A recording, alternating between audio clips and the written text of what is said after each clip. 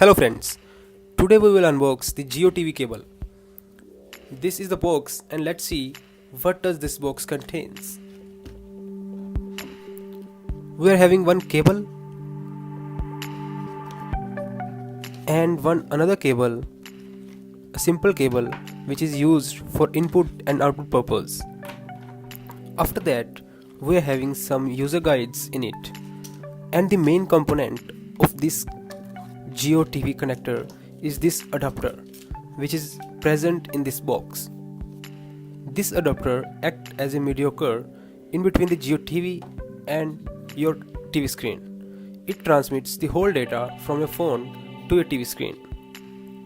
This is the physical overview of this adapter. On one end we are having 3.5 mm jack and on the another we are having simple USB port. We also need to give a separate power to this adapter, as you can see that it is having a separate port to attain power from the charger.